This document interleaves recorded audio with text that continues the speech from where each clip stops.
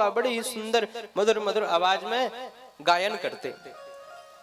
एक दिन की बात है, दो शिष्य जहां पर श्री सुखदेव जी महाराज बैठे हुए हैं समाधि लगाकर, वहां पर पहुंच गए। और वहां पहुंचकर पुष्प तोड़ रहे हैं पूजन के लिए। उसी समय में भागवत जी के पहले वाले श्लोक का गायन किया। कौन से वाले श्लोक का गायन करते हुए कह रहे हैं कि बरहा पीडम नटवर वपुः कर्णयो कर्णिकारम बिभ्रद वासः कनक कपशं वैजयन्तीं च मालां रंध्रान् वेणोरधर सुधया पूरयन् गोपवृन्दैर् वृंदारण्यं स्वपदरमणं प्राविशद गीतकीर्ति। पहले श्लोक का गायन किया। और पहले श्लोक का तात्पर्य क्या है? जैसे ही पहला श्लोक गायन किया है तो बरहा पीडम, बरहा अर्थात मोर, तो मानो भगवान ने अपने सिर पर मोर पंख धारण कर रखा है। बरहा पीडम नटवर वपुः कर्णयो कर्णिकारम, एक कान में केवल एक ही कुंडल है, दूसरे कान में कुंडल नहीं है। और कुंडल भी किसका बनाया है? कन्हेर के पुष्प का कुंडल बना के अपने कान में लगा लिया। उसी एक पुष्प को इस कान से निकाल के कभी इधर लगा लेते हैं, कभी इधर से निकल के इधर लगा लेते हैं। रंध्रान वेणु अधर सुधया, अधरों पर वेणु है, अधर सुधया, वेणु अधरों के रस का पान कर रही है। और जैसे ही वेणु में तान छेड़ते हैं, इतने सुंदर से मोहन को देखकर कौन मोहित नहीं हो जाएगा। जैसे इतने सुंदर स्वरूप का वर्णन किया है, वैसे ही महाराज श्री सुखदेव जी महाराज की समाधि भंग हो गई। समाधि भंग हुई और मन में विचार आया कि इतना सुंदर है कौन, मैं जाकर पूछूं तो कि किसके बारे में है ये श्लोक। परंतु सुखदेव जी के मन में दूसरा विचार आया कि आवश्यक नहीं है जो व्यक्ति सुंदर हो उसका स्वभाव भी अच्छा हो। ऊपर से देखने में बहुत अच्छा होगा, ये भीतर ही भीतर बहुत इसका स्वभाव अच्छा नहीं होगा। जैसे ही दूसरा विचार आया, वैसे ही दूसरे श्लोक ने दूसरे ही शिष्य ने दूसरे श्लोक का गायन कर दिया। और गाते हुए क्या कह रहा है कि अहो बकीयम स्तनकालकूटम जिघांसयापाय यदप्यसाध्वी लेभे गतिं धातृचितां ततोऽन्यं कं वा दयालुं शरणं व्रजेम। दूसरे श्लोक का गायन किया। दूसरे श्लोक का गायन करते समय क्या कह रहा है शिष्य? अहो बकी, यहाँ पर बकी शब्द का उच्चारण है। बकी किसको कह रहे हैं? जो बकासुर की बहन है, बकासुर की मुख बोली बहन है। कौन है बकासुर की बहन? पूतना। तो बकी को कहा गया। तो अहो बकीयम स्तन कालकूटम, बोले वह पूतना अपने स्तनों में कालकूट नामक विष लगाकर आई, फिर भी आपने उसको ग्रहण कर लिया, उसके स्तनों से दुग्ध पान किया। और कम्वा दयालुम शरणम ब्रजेमा, उस पूतना को आपने अपनी माता की गति प्रदान कर दी। तो कम्वा दयालुम शरणम ब्रजेमा, ऐसे दयालु कृपालु भगवान के हम तो चरणार बिंदों में शरणागत हैं। अब तो श्री सुखदेव जी महाराज ने विचार किया कि इसका तो स्वरूप भी बहुत सुंदर है, इसका तो स्वभाव भी बहुत सुंदर है। जैसे ही दूसरा श्लोक सुना, वैसे ही सुखदेव जी दौड़ते हुए चले आए हैं। दोनों शिष्यों से आकर पूछा कि ये दोनों श्लोक कहाँ से हैं, किस पुराण के हैं, किसने सिखाए हैं? दोनों शिष्यों ने कहा कि देखो भैया, हमारे गुरुजी हैं श्री वेदव्यास जी। उन वेदव्यास जी ने एक ग्रंथ की रचना की है। उस ग्रंथ का नाम है श्रीमद् भागवत महापुराण। उस पुराण में 18,000 श्लोक हैं। हमको तो केवल 2 ही आते हैं ये। यदि आपको उस पुराण का अध्ययन करना है तो हमारे संग में चलो, हमारे जो गुरुजी हैं व्यास जी, वो आपको अध्ययन करवा देंगे। जैसे ही सुना, सुखदेव जी संग में चले आए हैं और इस प्रकार सुखदेव जी व्यास जी के पास में आए हैं। उसके बाद भी व्यास जी ने पहले सुखदेव जी को भागवत जी का अध्ययन नहीं करवाया। पहले व्यास जी ने सुखदेव जी की परीक्षा लेनी चाहिए। तो स्वयं परीक्षा लेंगे तो पिता हैं, यदि कुछ त्रुटि भी हो जाए तो फिर भी परीक्षा में उत्तीर्ण कर देंगे, पास कर देंगे। तो क्या किया, किसी दूसरे व्यक्ति के पास में परीक्षा देने के लिए भेजा गया। जनक जी महाराज बहुत विद्वान हैं, उनके पास में परीक्षा के लिए भेजा गया। उनके पास में जब पहुंचे तो काम क्रोध की सबकी परीक्षा ली है। 3 परीक्षाएं श्री जनक जी महाराज ने ली हैं। वो तीनों परीक्षाओं में उत्तीर्ण हुए। जब जनक जी ने उत्तीर्ण बताया है श्री व्यास जी को, तब व्यास जी ने श्रीमद् भागवत का उपदेश दिया है श्री सुखदेव जी महाराज को। तो अब ये दोनों की रचना के बारे में, दोनों की उत्पत्ति के बारे में हमें पता चल गया। कि भागवत जी की उत्पत्ति कैसे हुई है और भागवत जी के जो मूल वक्ता हैं उनकी उत्पत्ति कैसे हुई है। अब तीसरे और रह गए हैं श्रोता। भागवत जी को सुनने वाले कौन है? मूल परीक्षित जी महाराज। तो परीक्षित जी महाराज की उत्पत्ति कैसे हुई है? श्री सूत जी महाराज कह रहे हैं कि हे राजन, एक समय की बात है, महाभारत युद्ध मानो अब समाप्ति ही हो चुका है, समाप्ति की ओर महाभारत युद्ध है। उस समय में क्या है कि दुर्योधन की जंघा टूट गई है, जो उसके 99 भाई थे वो सब मारे गए हैं, केवल अकेला बचा है। और कुरुक्षेत्र में उसकी जंघा टूटी है, चल फिर नहीं पा रहा, संपूर्ण शरीर से रक्त बह रहा है। और जो गिद्ध है वो गिद्ध उसके शरीर को, उसके स्वजनों के शरीर को नोच नोच कर खा रहे हैं। इतने में कुरुक्षेत्र की रणभूमि में अश्वत्थामा का आगमन हुआ। अश्वत्थामा जैसे ही आता है वैसे ही दुर्योधन को देखता है, दुर्योधन से कहता है कि देखो मित्र, मैंने तुमसे पहले ही कहा था, यदि तुम कर्ण के स्थान पे मुझे सेनापति बना देते तो आज यह युद्ध हम जीत जाते, परंतु तुमने कर्ण को सेनापति बनाया इसलिए हम हार गए। दुर्योधन ने तुरंत अपने रक्त से अश्वत्थामा को तिलक कर दिया और कह दिया कि तुम सेनापति होने की बात करते हो, आज से मैं तुम्हें हस्तिनापुर का राजा बनाता हूं। यदि तुम किसी भी एक पांडव का सिर मुझे लाकर दे दोगे तो आज से तुम हस्तिनापुर के राजा होगे। अश्वत्थामा ने कहा तुम एक पांडव की बात करते हो, मैं 5 पांडवों का सिर धड़ से अलग करके तुम्हारे पास ले आऊंगा। ऐसा विचार करके अश्वत्थामा वहां से चला गया। अब अश्वत्थामा जानता है कि यदि युद्ध करने जाएगा तो हार जाएगा। तो अश्वत्थामा ने क्या किया? काक उलूक न्याय को अपनाया। काक अर्थात कौवे, उलूक अर्थात उल्लू। देखो एक समय की बात है, एक पेड़ पर बहुत से कौवे रहते थे। तो क्या हुआ, एक बहेली आता है, एक लकड़हारा आता है, उस वृक्ष को काट देता है।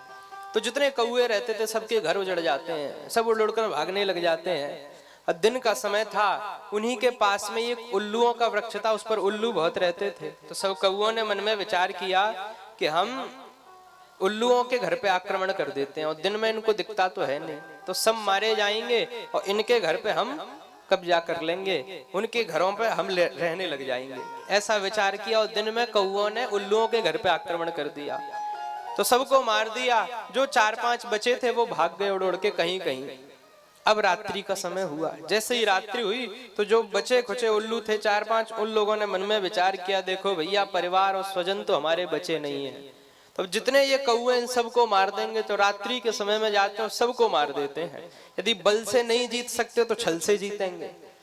तो वही अश्वत्थामा यहाँ अपना रहे हैं। अश्वत्थामा जानते हैं यदि दिन में जाएंगे युद्ध करेंगे तो हार जाएंगे।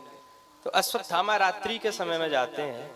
रात्रि के समय में जा रहे हैं और जिस शिविर में 5 पांडव शयन करते थे, आज उस शिविर में पांडव नहीं सो रहे हैं। 5 पांडवों के 5 पुत्र हैं द्रौपदी के द्वारा, वो 5 पुत्र उस शिविर में सो रहे हैं और वो देखने से 5 पांडवों के जैसे ही प्रतीत होते हैं। आज 5 पांडव कन्हैया के संग में कहीं भ्रमण के लिए निकल गए। इधर अश्वत्थामा आता है, रात्रि में अधिक देख नहीं पाता है और जो पुत्र थे उनको ही पांडव समझ के 5 पुत्रों का सिर धड़ से अलग कर देता है और धड़ को तो वहीं छोड़ देता है शरीर को, और 5 के सिर को एक झोले में भर के ले आता है और बहुत प्रसन्नता से लेते हुए आ रहा है। दुर्योधन के पास में लेकर आता है। दुर्योधन से कहता है, देखो मित्र, तुम तो एक पांडव की बात करते थे, मैंने 5 को मार दिया। देखो दुर्योधन उसको लेता है और जैसे ही हाथ डालता है, एक बालक का जैसे ही सिर पकड़ता है और सिर को पकड़ के जैसे ही दबाता है वैसे ही सिर फूट जाता है। दुर्योधन कहता है कि भैया ये सिर तो मुझे ऐसा नहीं लगता भीम का है। दूसरा देखता हूँ, दूसरे को पकड़ता है, जैसे ही दबाता है वो भी फूट जाता है। कहता ये भी भीम का नहीं है। कहता लाओ मुझे दो, मैं निकाल के देखता हूँ। 3 जो बचे हुए सिर थे उनको निकाल के देखा। ध्यान से देखने पर पता चला कि ये पांडव नहीं है तो पांडवों के पुत्र हैं। जैसे ही देखा वैसे ही इतना दुखित हो गया और दुख के कारण ही उसने अपना देह त्याग दिया, मृत्यु को प्राप्त हो गया। और ये उसको साफ भी था, यदि दुर्योधन को सुख और दुख एक संग में मिल जाएंगे तो उसकी मृत्यु हो जाएगी। तो सुख तो तब प्राप्त हुआ जब अश्वत्थामा ने कहा कि 5 पांडव मर गए, तो बड़ा प्रसन्न हुआ। देखा ये पांडव नहीं तो बालक हैं, तो दुखित होकर मृत्यु को प्राप्त हो गया। और कहते कहते चला गया कि तुमने तो हमारे वंश में जलांजलि देने के लिए भी किसी को नहीं छोड़ा, पांडवों के बालकों से मेरा क्या वैर है। अब अश्वत्थामा मन में विचार करता है कि दुर्योधन तो चले गए, परंतु अब हमारा क्या होगा, क्योंकि जब अर्जुन को पता चलेगा तो अर्जुन तो हमें छोड़ेंगे नहीं। तो वो सब छोड़ के अश्वत्थामा अपना रथ उठाते हैं और भागने लग जाते हैं। प्रातः काल जैसे हुआ तो शिविर के बाहर तक रक्तस्राव हो रहा है, रक्त बहता हुआ जा रहा है। जैसे ही द्रौपदी आती हैं, द्रौपदी आकर अत्यंत दुखित हो जाती हैं, दुखित होती हैं। पांचों पांडवों का आगमन हुआ है, सब बहुत दुखी हो गए हैं। अर्जुन ने उसी समय प्रतिज्ञा ले ली है, बोले जिसने भी ऐसा कार्य किया है जब तक उसको यदि मृत्यु के घाट नहीं उतारूंगा तो मैं अग्नि में प्रवेश कर जाऊंगा। और आज अहम में आ गए अर्जुन, और अहम में आके कन्हैया से कहा कि माधव आज रथ निकालो। आज उन्होंने ऐसा समझ लिया है कि ये तो हमारे सारथी ही हैं, तो आज अहम में आकर कह दिया माधव रथ निकालो। और कन्हैया भी इतने सुशील कि तुरंत रथ निकाल लिया। बोले चलिए। अश्वत्थामा का पीछा करते करते जब पास में पहुंचे, दोनों में युद्ध होने लग गया। अश्वत्थामा भयभीत हो गया। भय के कारण अश्वत्थामा ने क्या किया कि ब्रह्मास्त्र का संधान कर दिया। और ब्रह्मास्त्र का जैसे ही संधान किया, जैसे ही छोड़ा, वैसे ही अर्जुन के मन में विचार आया कि ब्रह्मास्त्र से कैसे बचें। तो तुरंत कन्हैया की शरण में आ गए, और शरण में आके तुरंत कहने लग गए कि कृष्ण कृष्ण महाबाहो भक्तानाम भयंकर त्वमेको दह्यमानानाम अपवर्गोऽसि संश्रते। कृष्ण कृष्ण महाबाहो भक्तानाम अभयंकर। बोले आप तो अपने भक्तों को अभय प्रदान करने वाले हो, तो मैं तो भयभीत हो रहा हूं बहुत। हे कृष्ण, हे महाबाहु, आप कुछ ऐसा कार्य कीजिए कि मेरा जो भय का कारण है वो नष्ट हो जाए। जैसे ही सुना कन्हैया ने, तो कन्हैया ने कहा देखो अर्जुन, अश्वत्थामा को तो ब्रह्मास्त्र का अधूरा ज्ञान है, तुम्हें पूर्ण ज्ञान है। तुम भी ब्रह्मास्त्र का संधान करो, और जब दोनों ब्रह्मास्त्र मिलने वाले होंगे तो दोनों को अपने पास वापस बुला लेना। अश्वत्थामा कुछ नहीं कर पाएगा, क्योंकि उसको तो आधा ज्ञान है, अधूरा ज्ञान है। अर्जुन ने अभी ब्रह्मास्त्र का संधान किया, जैसे ही ब्रह्मास्त्र मिलने वाले थे वैसे ही दोनों ब्रह्मास्त्रों को अपने पास में बुला लिया। अश्वत्थामा को अर्जुन ने पकड़ लिया है, और अश्वत्थामा को पकड़ के शिविर में लेकर आ गए। जब शिविर में लेकर आ गए तो बहुत ही क्रोध में आ गए हैं, और शिविर में आके सबसे पूछते हैं बताओ इसके संग में क्या किया जाए। तो द्रौपदी कहती हैं कि देखो हे स्वामी, यदि आप इसको मार दोगे तो इसकी माता का कोई सहारा नहीं होगा, और इसकी माता आपकी गुरु माता है, गुरु जी के पुत्र हैं अश्वत्थामा, तो इनके तो पिता भी मारे गए, तो अब इनकी माता का सहारा केवल ये है। यदि मेरे पुत्र नहीं है तो आप लोग मेरे सहारे में तो हैं, परंतु यदि इनको भी मार दोगे तो इनकी माता का कोई सहारा नहीं होगा। इसलिए जो हुआ सो हुआ, एक काम करो, इनको छोड़ दो। युधिष्ठिर जी भी कह देते हैं कि हाँ अर्जुन, गुरु पुत्र है, यदि इनको मारेंगे तो ब्रह्म हत्या लगेगी, इसको छोड़ दो। अब अर्जुन बड़े विस्मय में पड़ गए, मन में विचार कर रहे हैं कि क्षत्रियों की प्रतिज्ञा, महाराज प्रतिज्ञा ले लिए, यदि नहीं मारे तो हम अग्नि में प्रवेश कर जाएं, और अब ये कह रहे हैं छोड़ दो। तो तुरंत कन्हैया के पास में जाते हैं, कन्हैया से कहते हैं बोले प्रभु आप ही बताओ क्या करें, प्रतिज्ञा को भी नहीं तोड़ सकते, इसको छोड़ भी नहीं सकते। तो भगवान बड़े चतुर हैं, भगवान ने कहा बिल्कुल सही बात है, ब्रह्म बंधुर्न हंतव्य आतताई वधारण। ब्राह्मण को मारना नहीं चाहिए देखो अर्जुन, परंतु आतताई को छोड़ना भी नहीं चाहिए। तो अब तुम अपने हिसाब से देख लो जो तुम्हें उचित लगे। अब तो अर्जुन कहते हैं कि महाराज पहले तो फिर भी ठीक था, आपने तो और फंसा दिया। आप कह रहे हो कि ब्रह्म बंधुर्न हंतव्य, ब्राह्मण को मारो मत, आतताई वधारणा, आतताई को छोड़ो मत। तो ये तो ब्राह्मण भी है, ये तो आतताई भी है, अब इसको मारें अथवा छोड़ें। तो अर्जुन कहते हैं कि देखो कन्हैया है तो हम भी आपके ही शिष्य, तो हम भी दिखाते हैं हम क्या करते हैं। तो अर्जुन ने क्या किया, बोले उसको मारा नहीं, उसके मस्तक पे जो चूड़ामणि लगी हुई थी उसको निकाल लिया, और उसको अपमानित करके बाहर निकाल दिया। किसी ने पूछा ये क्या किया, तो देखो ब्राह्मण का यदि अपमान कर देते हैं तो वो उसकी मृत्यु के समान ही होता है, तो अपमान करके मानो उसे मार ही दिया, और देह उसका अभी तक बचा हुआ है उसे छोड़ भी दिया। तो दोनों कार्य पूर्ण कर दिए। जैसे ही अश्वत्थामा बाहर आता है वैसे क्रोध में तिलमिला उठता है, इतना क्रोध आ गया और क्रोध में भरकर आज तो अंधा हो गया है क्रोध में, और अपने धनुष पर ब्रह्मास्त्र का संधान करता है। मन में विचार कर ही लेता है। क्या विचार कर लेता है मन में? कि अब तो पांडवों के वंश में सत्य में मैं किसी को जलांजलि देने के लिए नहीं छोड़ूंगा। अब पांडवों क्या कोई बालक नहीं है तो वंश आगे नहीं बढ़े। अभिमन्यु की पत्नी है उत्तरा, उनके गर्भ में एक बालक है, यदि वो भी समाप्त हो जाएगा तो पांडवों का वंश आगे नहीं बढ़ेगा। तो उसी के लिए ब्रह्मास्त्र का संधान कर लिया है और उसकी ओर उस ब्रह्मास्त्र को छोड़ दिया। जैसे ही उसकी ओर ब्रह्मास्त्र जाने लग गया, इधर कन्हैया सबसे विदा लेकर और अब द्वारिका की ओर जा रहे हैं। कन्हैया सबको समझा रहे हैं कि देखो अब तो महाभारत युद्ध भी समाप्त हो गया, बहुत दिन हो गए आपके संग में रहते रहते, तो अब तो हमें अपने घर की ओर प्रस्थान कर लेना चाहिए। जिस नगर में बहुत दिनों तक राजा नहीं रहता है उस नगर में डाकू लुटेरे बढ़ जाते हैं, तो द्वारिका में अब हमारे यहाँ कोई नहीं है तो हमें अब जाना चाहिए। ऐसा सबसे विदाई लेकर जा ही रहे थे, जैसे ही रथ पर चढ़ते हैं वैसे ही जो अभिमन्यु की पत्नी है उत्तरा, वो दौड़ते हुए आती हैं, दौड़ते हुए आ रही हैं और कह रही हैं कि पाहि पाहि महायोगिन देव देव जगत्पते नान्यं तद्भयं पश्ये यत्र मृत्यु परस्परम। पाहि पाहि महायोगिन, मैं आपकी शरणागत हूँ, मैं आपकी शरणागत हूँ। देव देव जगतपते, हे देवादिदेव, हे जगतपते, नान्यम तद भयम, बोले जो मुझे भय है उससे अभय प्रदान कीजिए मुझे। बोले क्या? इतने में आती हैं, चरणों में गिर जाती हैं कन्हैया की और कहती हैं कि हे कृष्ण मैं तो आपकी शरणागत हूँ। कन्हैया कहते हैं क्या हुआ? उत्तरा कहती हैं देखो ये किसी प्रकार का अस्त्र अग्नि की भांति मेरी ओर बढ़ता चला आ रहा है, यदि इससे मेरी मृत्यु भी हो जाए तो कोई समस्या नहीं है, परंतु समस्या किस बात से है? बोले अब पांडवों के वंश में अंतिम जो बालक है वह मेरे ही गर्भ में है, यदि मेरे संग में वो बालक भी मृत्यु को प्राप्त हो गया तो फिर पांडवों के वंश का क्या होगा? उनके यहाँ तो जलांजलि देने वाला भी कोई नहीं बचेगा। मेरे यहाँ तो जलांजलि देने वाला भी कोई नहीं बचेगा। जैसे ही बोला, इतने में कन्हैया क्या करते हैं कि अंगुष्ठ मात्र अंगूठे की बराबर स्वरूप बनाते हैं, नासिका के छिद्र से प्रवेश करते हैं, अंदर जाकर जो बालक है उसकी रक्षा करते हैं ब्रह्मास्त्र से और पुनः नासिका से बाहर निकल के आ जाते हैं।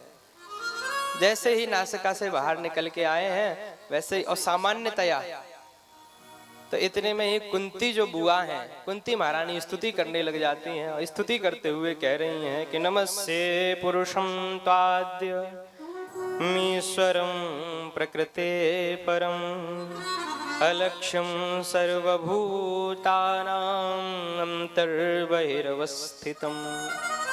नमस्कार कर रही हैं कुंती बुआ और क्या कह रही हैं? पुरुषं त्वाद्य, बोले आप ही हैं आदि, ईश्वरम प्रकृते परम, बोले जिसको ईश्वर रूप में भजा गया है, ईश्वर रूप में कहा गया है, वो ईश्वर मुझे लगता है कि आप ही हैं। जैसे ईश्वर कहा वैसे कन्हैया कहते हैं अरे बुआ बोले कैसी बात करती हूँ, मैं तो आपका बालक हूँ, मैं ईश्वर नहीं हूँ, मैं भगवान नहीं हूँ। तो कुंती बुआ कहती हैं कि बहुत दिनों तक छल लिया तुमने, कभी किसी का सखा बन जाओ, कभी किसी का मित्र बन जाओ, किसी का बालक बन जाओ, बताते ही नहीं हो कौन हो। तो बहुत दिन हो गए, अब तो छल लिया तुमने बहुत, अब तो मैं तुम्हें पहचान गई हूँ, हो ना हो तुम तो ईश्वर ही हो, तुम तो भगवान ही हो। कन्हैया ने कहा चलो मान लिया बुआ मैं भगवान हूँ, तो मांग लो क्या मांगना चाहती हो मुझसे आप।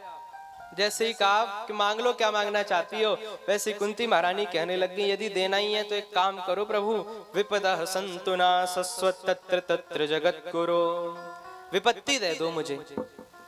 जैसे ही कन्हैया ने सुना तो कहते विपत्ति? बुआ विपत्ति क्यों मांगती हो, दुख क्यों मांगती हो? अरे जीवन भर आपके ऊपर विपत्ति तो आई है, दुख ही तो आए, यदि मांगना है तो कुछ अच्छा मांगो। तो कुंती बुआ कहती हैं इसलिए विपत्ति मांग रहे हैं क्योंकि जब जब हम लोगों के ऊपर विपत्ति आती है तो तुम हमारे संग में रहते हो, तो सुख आए तो पता नहीं तुम चले जाओ, सुख आने वाले हो तो तुम जा रहे हो, संपत्ति आने वाली है तो तुम जा रहे हो, इसलिए संपत्ति नहीं चाहिए हमें तो विपत्ति चाहिए। ऐसे कहते हुए कुंती बुआ और बड़ी सुंदर गान करने लग जाती और कह रही हैं श्री राधे।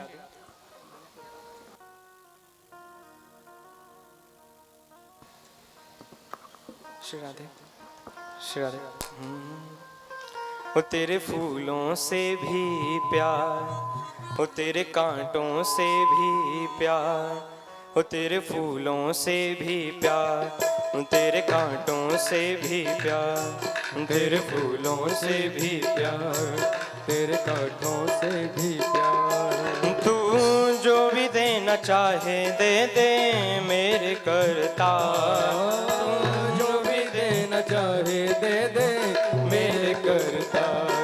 तेरे फूलों से भी प्यार, तेरे कांटों से भी प्यार, फूलों से भी प्यार, तेरे कांटों से भी प्यार।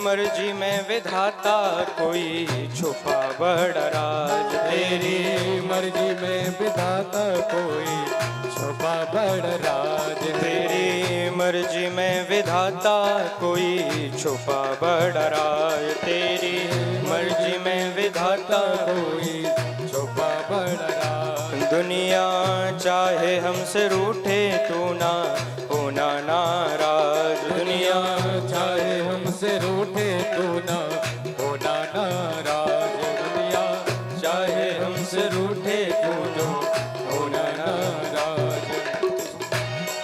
तुझे बंधन है बार बार, तुझे बंधन है बार बार, हमको कर ले तू स्वीकार, हमको कर ले तू स्वीकार।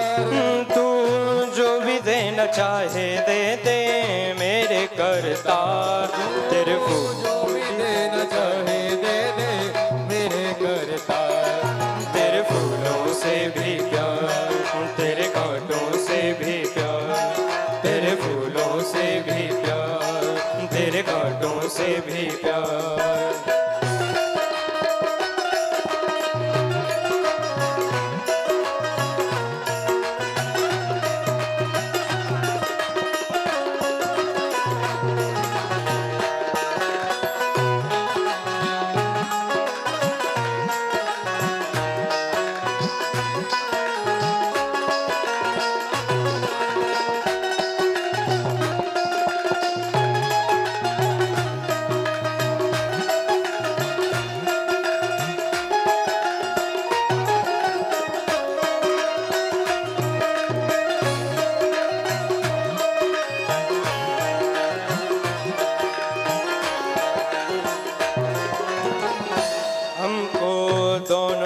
पसंद तेरी धूप और छाँव, हमको दोनों है पसंद तेरी धूप और छाँव। दाता किसी भी दिशा में ले चल जिंदगी की नाव, दाता किसी भी दिशा में ले चल जिंदगी की नाव, दाता किसी भी दिशा में ले चल जिंदगी की नाव, दाता किसी भी दिशा में ले चल जिंदगी की नाव। चाहे हमें लगा दे पार, चाहे हमें लगा दे पार, या डुबो दे मझधार, या डुबो दे मझधार। तू जो भी देना चाहे दे दे मेरे करतार। तेरे फूलों से भी प्यार, तेरे कांटों से भी प्यार, तेरे फूलों से भी प्यार, तेरे कांटों से भी प्यार।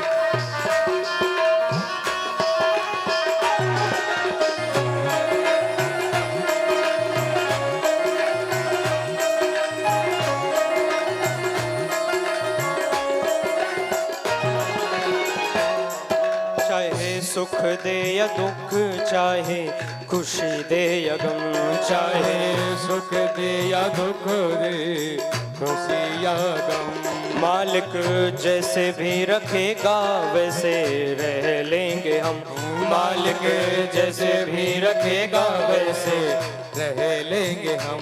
मालिक जैसे भी रखेगा वैसे रह लेंगे हम, मालिक जैसे भी रखेगा वैसे रह लेंगे हम। चाहे खुशी भरा संसार, चाहे खुशी भरा संसार, यदि आंसुओं की धार, यदि आंसुओं की धार, तू जो भी देना चाहे दे दे मेरे करतार।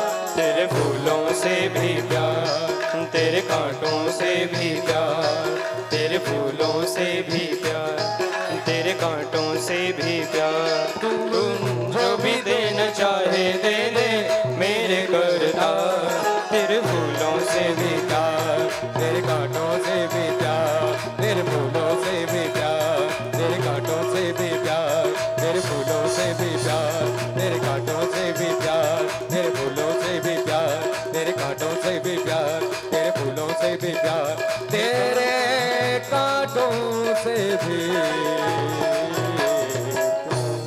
बोल वृंदावन बिहारी लाल की। प्रेम से बोलिए राधे राधे। अच्छा, कभी भगवान मिल जाए तो क्या मांगोगे आप? अच्छा, कई भक्त तो ऐसे ऐसे होते हैं, देखो महाराज, कुंती मैया के समक्ष स्वयं भगवान आ गए और कह रहे हैं मांग लो, मैया कह रही है विपत्ति दे दो।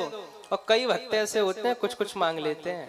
अच्छा, इसी संदर्भ में एक आपको बताएं, एक सेठ जी थे, गंगा के किनारे रहते थे एक नगर में। एक दिन की बात है, कहीं जाना आना नहीं, कोई धर्म कार्य करना नहीं था विशेष।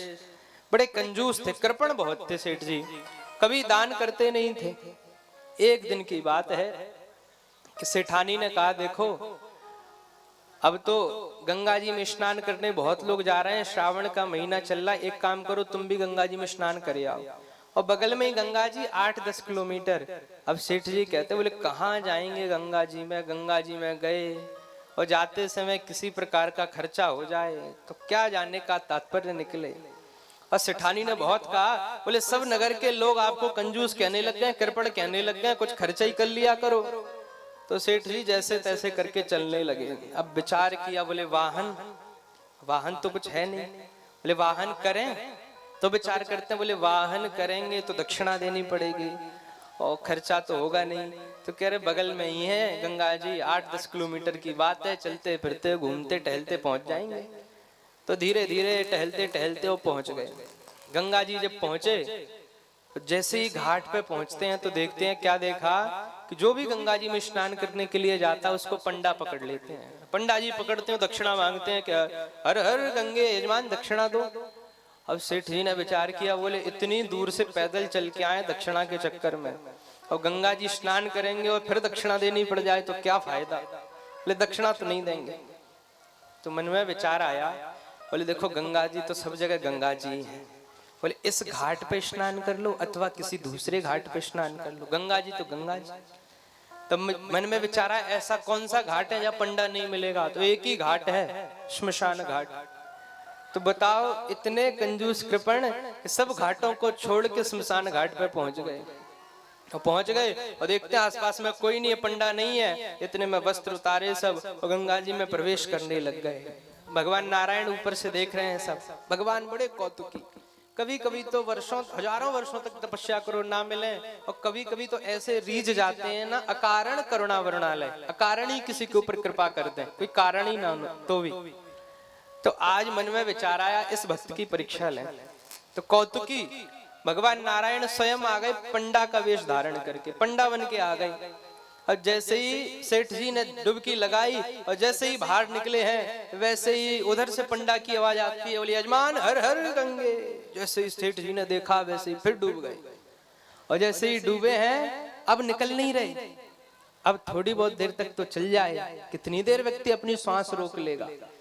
थोड़ी देर तो श्वास रोकी, थोड़ी देर बाद में मन में विचार, बोले बाहर ही निकल जाते हैं, जो होगा देखेंगे। प्राण बचे तो लाखों पाए। प्राण तो बचे पहले, जैसे ही बाहर निकले वैसे ही पकड़ लिया। भगवान स्वयं पंडा बनकर आ गए। बोले यजमान दक्षिणा। बोले किस बात की दक्षिणा? बोले गंगा जी में स्नान किया है।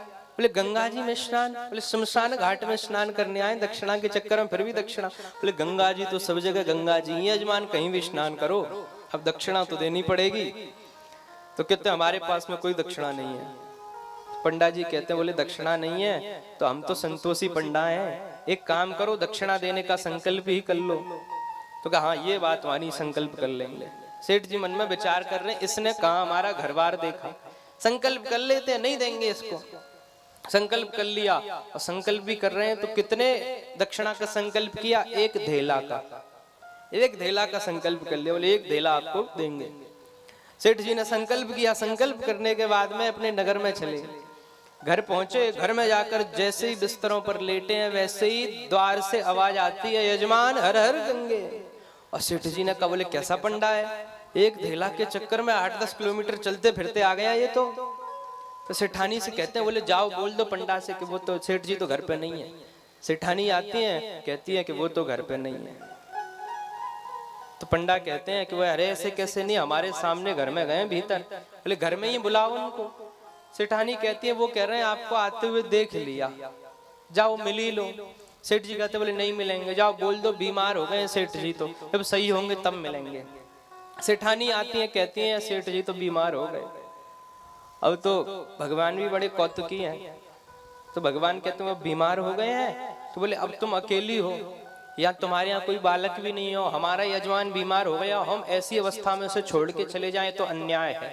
तो जब तक यजमान सही नहीं हो जाएगा तब तक घर पर रहेंगे, यहीं खूब खाएंगे पिएंगे, आनंद से रहेंगे।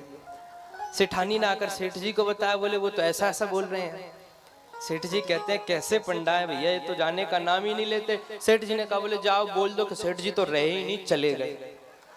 तो रोते रोते सेठानी आती है, बोले वो तो चले गए भगवान के पास ठाकुर जी के चरणों में। रोते रोते सेठानी आती है। तो अब भगवान भी बड़े कौतुकी कहते हैं देखो अब इसमें तो कोई बड़ी बात नहीं है, जो आया है सो जाएगा, उनको तो जाना ही था। अब तुम अकेली हो, कहाँ तुम नगर में सब नगरवासियों को बुलाओगी, मैं जाता हूँ सबको बुला लाता हूँ, पूरी व्यवस्था करवा देता हूँ। भगवान जाते हैं पंडा का वेश धारण करके, सबको बुला लाते हैं। बोले जो कृपण सेठ जी थे कंजूस वाले वो तो ठाकुर जी को प्राप्त हुए। सब लोग बेचारे दुखित मन से आ रहे हैं, कह रहे हैं भले ही कंजूस थे परंतु थे तो हमारे सेठ जी। बोले बुरा हुआ बहुत, अभी क्या ये अवस्था थी उनकी। सब लोग आ गए, अब तो सैया तैयार कर दी गई है उनको लिटाने के लिए। और जो सेठानी पहले नाटक में रो रही थी अब वो सत्य में रोने लग गए। सेठानी मन में सोच रही है बोले ये सच में चले जाएंगे परंतु एक धेला नहीं देंगे। तो मन में विचार कर रही है अरे वो मरे नहीं है, कह रही है अरे वो मरे नहीं है। तो सब स्त्रियां समझाती हैं देखो सबको मरना है एक ना एक दिन, अब तो चले गए, ये सब बोलने से कुछ नहीं होता है। और सेठ जी भी ऐसे धूर्त हैं कि उठते ही नहीं है। लोगों ने उठाकर लिटा दिया उनको, तब भी नहीं उठ रहे हैं, 4 कंधों पर बिठा लिया है। पंडा जी पीछे पीछे चलते जा रहे हैं। शमशान घाट में पहुंच गए। शमशान घाट में जाकर सैया तैयार कर दी, ऊपर लिटा दिया। परंतु सेठ जी ऐसे उठे ना, अब कह रहे हैं कि अग्नि प्रवेश कौन करवाए। तो भगवान कहते हैं कि कोई पुत्र तो है नहीं इनके यहाँ, हमारे यजमान है तो हम ही अग्नि प्रवेश करवाएंगे। परंतु अग्नि प्रवेश करवाने से पहले हम इनके कान में गायत्री मंत्र सुनाना चाहते हैं। गायत्री मंत्र सुनेंगे तो सीधा बैकुंठ जाएंगे। तो बोले हमें सुनाने दो गायत्री मंत्र। कान में आते हैं और भगवान कहते हैं, अब भगवान विचार करते हैं इसको बता ही देते हैं कौन है। तो भगवान कहते हैं देखो भैया आया हूं बैकुंठ से तुम एक नाता जोड़। बोले आया हूं बैकुंठ से तुमसे नाता जोड़। बोले मैं तो बैकुंठ से आया हूं तुमसे नाता जोड़ने के लिए, तुम मांगो क्या मांगना चाहते हो मुझसे। इतने में सेठ जी खड़े हो जाते हैं, कहते हैं भगवान कह रहे हैं कि आया हूं बैकुंठ से तुमसे नाता जोड़। सेठ जी कहते हैं तो प्रभु जी मेरा धेला दीजिए छोड़। बताइए, प्रेम से बोलिए राधे राधे। तो ऐसे ऐसे लोग हैं। तो ठाकुर जी मिल गए उनको, जो त्रिभुवन के स्वामी है वो मिल गए हैं, परंतु फिर भी कैसी कैसी मांग है। परंतु माता कुंती तो कुछ अलग ही मांगती है। माता कुंती कह रहे हैं विपदः सन्तु न सस्वत् तत्र तत्र जगत गुरो भगवतो दर्शनम यत् स्यात् अपुनर्भव दर्शनम। विपत्ति दे दो, दुख दे दो, जब जब हमारे ऊपर दुख पड़ेंगे तब तब आप हमारे पास में आएंगे, और जब जब आप हमारे संग में रहेंगे, हमारे पास में रहेंगे, तो खूब आनंद से जीवन कटेगा। जैसे कन्हैया ने सुना तो बड़े प्रसन्न हो गए, और जो द्वारिका के लिए कृष्ण जा रहे थे वो अब कुछ समय के लिए और रुक गए, वहीं पर रुक गए और अब मन में विचार कर लेते हैं कुछ समय बाद में ही द्वारका के लिए प्रस्थान करेंगे। इधर देखते हैं कन्हैया कि युधिष्ठिर जी के मन में किसी ना किसी प्रकार की असंतुष्टि है। युधिष्ठिर जी ने महाभारत का युद्ध तो विजय प्राप्त कर ली, जीत लिया, परंतु संतुष्टि नहीं है। असंतुष्ट इसलिए है कि मन में यही विचार चलते रहते हैं कि देखो भैया, हमने अपने स्वजनों को ही मार दिया, सबसे युद्ध कर लिया, अभी संपत्ति मिल गई, इसका क्या करेंगे। कन्हैया तो बहुत समझाते हैं कि आप तो निमित्त मात्र हो, करने कराने वाले तो कोई और हैं, परंतु युधिष्ठिर जी महाराज नहीं मानते। क्यों? क्योंकि युधिष्ठिर जी कन्हैया को अपना भाई बंधु मित्र समझते हैं, और जब तक आप उनको भाई बंधु मित्र समझेंगे और युधिष्ठिर जी से छोटे हैं तो छोटा भी समझते हैं, तो इसलिए उनकी बातों पे ज्यादा ध्यान नहीं देते। कन्हैया भी समझ जाते हैं कि अब तो इनको किसी बड़े बूढ़े का उपदेश सुनाना चाहिए, जब तक इनको किसी बड़े बूढ़े का उपदेश नहीं मिलेगा तब तक ये नहीं मानेंगे। विचार कर लिया कन्हैया ने, और पांचों पांडवों के संग में जहां पर कुरुक्षेत्र की भूमि में बाणों की सैया पर पितामह भीष्म लेटे हुए वहां पहुंच गए। पितामह भीष्म को घेर कर बहुत बड़े बड़े ऋषि संत महंत खड़े हुए हैं, जो कि पितामह भीष्म से अपने अपनी जिज्ञासा पूछ रहे हैं, प्रश्न पूछ रहे हैं, और सबका पितामह भीष्म सादर उत्तर दे रहे हैं। इतने में पांचों पांडवों का आगमन हुआ। सबसे पहले युधिष्ठिर जाते हैं, तो युधिष्ठिर जाते ही प्रणाम करते हैं। उसके बाद में भीम जाते हैं, भीम प्रणाम करते हैं। भीम के बाद में जाते हैं कौन? अर्जुन, अर्जुन प्रणाम करते हैं। फिर नकुल सहदेव भीष्म पितामह को प्रणाम करते हैं। पांचों पांडवों ने प्रणाम कर लिया। इतने में पितामह भीष्म कहते हैं कि अर्जुन, वो नहीं आए हैं क्या? अर्जुन कहते हैं कौन? अरे वही जो इस महाभारत युद्ध की मूल धारणा थे, वो नहीं आए हैं क्या, जिनकी वजह से तुम्हें विजय प्राप्त हुई है? बोले नहीं, वो तो आए हैं। बोले कहाँ है? पीछे खड़े। तो पीछे क्यों खड़े होते हैं? उनको देखने के चक्कर में ही तो अभी तक जीवित है, नहीं तो चले जाते। समक्ष में बुलाओ। तब भगवान को बुलाया। जैसे ही कन्हैया आते हैं तो पहले प्रणाम करते हैं पितामह भीष्म को। कन्हैया ने प्रणाम किया, परंतु कन्हैया मुस्कुरा नहीं रहे। अब मुस्कुरा नहीं रहे तो पितामह भीष्म ने कहा देखो भैया, जब तक खड़े हो तब तक मुस्कुराना पड़ेगा तुम्हें, क्योंकि बिना मुस्कुराते हुए तुम अच्छे नहीं लगते, तो मुस्कुराते रहो। अरे मुखाम भुजो ध्यान पतस चतुर्भुजा प्रसन्न हासारुणलोचनोल्लसन, प्रसन्नता से खड़े रहो मुस्कुराते हुए। अब कन्हैया विचार कर रहे हैं कि भैया बाबा को तो इच्छा मृत्यु का वरदान है, जब चाहेंगे तब जाएंगे, और जब तक ये जाए ना तब तक हम तो मुस्कुराते ही रहे। तो कन्हैया कहते हैं ठीक है बाबा। फिर भी कन्हैया उनके समक्ष में खड़े हैं और मुस्कुरा रहे हैं। पितामह भीष्म युधिष्ठिर को समझाते हैं, उपदेश देते हैं ज्ञान का। तदुपरांत पितामह भीष्म अब कन्हैया की बड़ी सुंदर स्तुति करते हैं। स्तुति करते हुए कह रहे हैं कि इतिमति रूप कल्पिता वितृष्णा भगवती सात्वत पुंगवे विभूम्नि स्वसुखमुपगते क्वचित् विहर्तुं प्रकृतिमुपेयुषि यद्भव प्रवाह। स्तुति का जब प्रारंभ कर रहे हैं पितामह भीष्म, तो प्रारंभ में सबसे पहले क्या कहते हैं? इति। क्या कह रहे हैं? इति कह रहे हैं। और इति सबसे अंत में कहा जाता है, कहते हैं नहीं, इति जब समाप्त होती है कोई वस्तु तब इति लगाते हैं हम, और प्रारंभ यदि करना है तो अथ लगाते हैं। और किसी ने पूछा महाराज ये तो स्तुति प्रारंभ कर रहे हैं तो इति शब्द का पहले क्यों प्रयोग किया है? तो मानो इति शब्द का प्रयोग करके भीष्म पितामह बताना चाहते हैं कि भैया प्रारंभ नहीं, ये तो अंत ही है। किसका अंत है? बोले मेरे वाक्यों का अंत है, क्योंकि अब यही मेरे अंतिम शब्द होंगे जो मैं आपको स्तुति में सुनाने वाला हूं, उसके बाद मैं नहीं बोलूंगा। तो मेरे वाक्यों का अंत है। बोले मेरे देह का अंत है, मेरे शरीर का अंत है, और सबसे अंत में आपके दर्शन हो गए तो जो जन्म मरण का चक्कर है उसका भी अंत है, तो मेरा उद्धार ही हो जाएगा। तो सबका अंत है। और सबसे अंत में क्या होता है? जब हम पूजा करते हैं, आरती करते हैं भागवत जी की, तो अंत में क्या करते हैं? सब लोग पुष्प ले लेते हैं, पुष्पांजलि छोड़ते हैं। तो कुरुक्षेत्र में तो कहीं पुष्प मिले नहीं, तो मानो भीष्म पितामह यह बताने चाहते हैं कि भैया पुष्पांजलि नहीं छोड़ सकते तो शब्दांजलि छोड़ रहे हैं सबसे अंत में। पुष्पों की अंजलि नहीं है तो शब्दों की अंजलि है, आप इसको स्वीकार कीजिए। इसलिए इति शब्द का प्रयोग किया। फिर पितामह भीष्म कहते हैं कि कन्हैया तुमने 16,108 विवाह कर लिए, एक काम करो एक और विवाह कर लो। कन्हैया कहते हैं किनसे विवाह कर लें? बोले कौन है जिनसे हम विवाह करें? तो पितामह भीष्म कहते हैं हमारी पुत्री से विवाह कर लो। तो कन्हैया आश्चर्यचकित, कन्हैया कहते हैं बोले आप तो नैष्ठिक बाल ब्रह्मचारी हैं, आपका तो विवाह नहीं हुआ, तो आपकी कन्या? फिर पितामह भीष्म कहते हैं इति मति, बोले मेरी बुद्धि रूपी कन्या से विवाह कर लो, जो मेरी मति रूपी कन्या है। बोले ये जो बुद्धि है ना, ये संसार में लगी रहती है, कभी कहीं की सोचती है, कभी कहीं की सोचती है, तो तुम इस बुद्धि रूपी, इस मति रूपी कन्या से विवाह कर लो। यदि तुम्हारा इससे विवाह हो जाएगा तो फिर ये सदैव तुम्हारे बारे में ही सोचती रहेगी, तुम्हारा ही चिंतन करेगी। तो इसलिए इति मति रूप कल्पिता वितृष्णा भगवती सात्वत पुंगवे विभूमि। और विवाह कर लो किससे? हमारी कन्या से। कन्या कौन है? मति। तो बोले इसको अपना बना लो, हमारी मति की गति जो हो सदा आपके चरणार बिंदों में लगी रहे। और त्रिभुवन कमनम तमाल वर्णम रवि कर गौरवराम्बरम दधाने। बोले त्रिभुवन में, तीनों लोकों में यदि किसी की कथा सुनने लायक है, किसी का स्वरूप देखने लायक है, तो केवल मात्र आप ही हैं। तीनों लोकों में सर्वश्रेष्ठ हैं।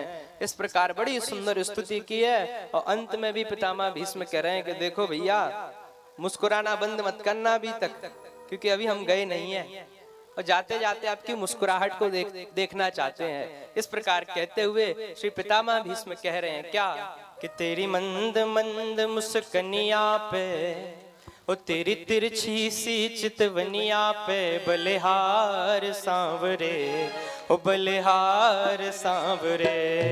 तेरी मंद मंद मुस्कनिया पे, तेरी मंद मंद मुस्कनिया पे बलिहार प्यारे जो, बलिहार सांवरे, बलिहार सांवरे, बलिहार सांवरे। तेरी मंद मंद मुस्कनिया पे, तेरी तिरछी सी चितवनिया पे बलिहार प्यार जो, बलिहार प्यार जो, बलिहार प्यार जो, बलिहार प्यार जो।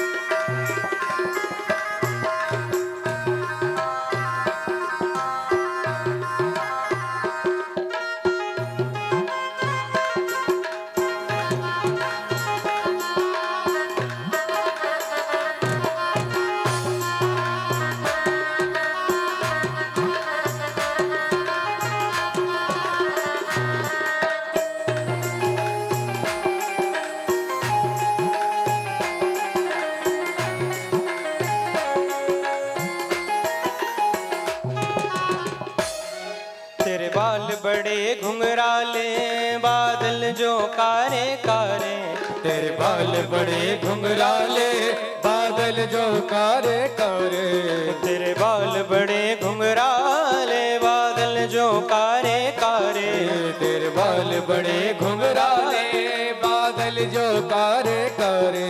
तेरी मोर मुकुट लटकनिया पे, तेरी मोर मुकुट लटकनिया पे बलिहार प्यार जो, मैं बलिहार प्यार जो। तेरी मंद मंद मुस्कनिया पे, तेरी मंद मंद मुस्कनिया पे बलिहार प्यारे जो, बलिहार प्यारे जो। जय हो। दोनों हाथों से तालियों को सेवा देते हुए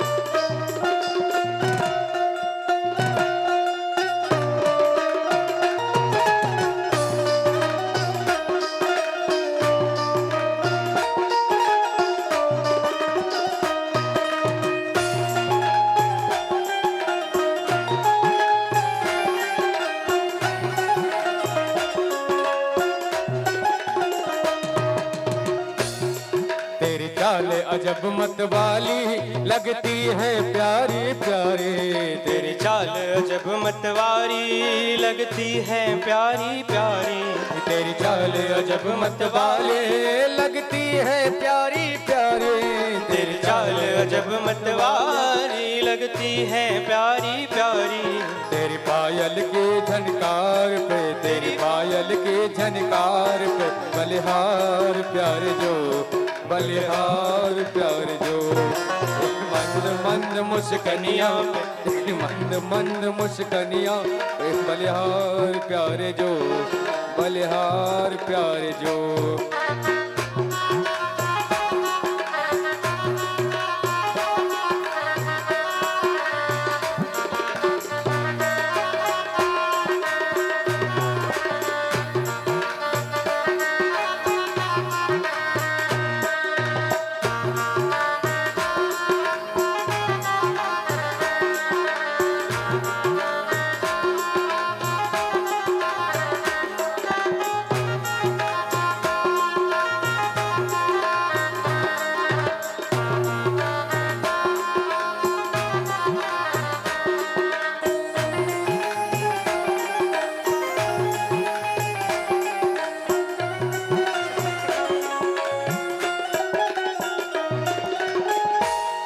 तेरे संग में राधा प्यारे लगते हैं प्यारी प्यारी, तेरे संग में राधा प्यारी लगती है न्यारी न्यारी, तेरे संग में राधा प्यारे लगती है न्यारी न्यारी, तेरे संग में राधा प्यारी लगती है न्यारी न्यारी, तेरे संग में राधा प्यारे लगती है न्यारी न्यारी, तेरे संग में राधा प्यारी लगती है न्यारी न्यारी, यस युगल छवि पे मैं तो, यस युगल छवि पे मैं जाऊं बलिहार सांवरे, बलिहार सांवरे।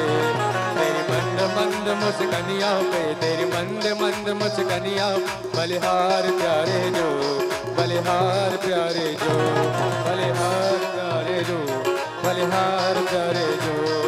जय हो।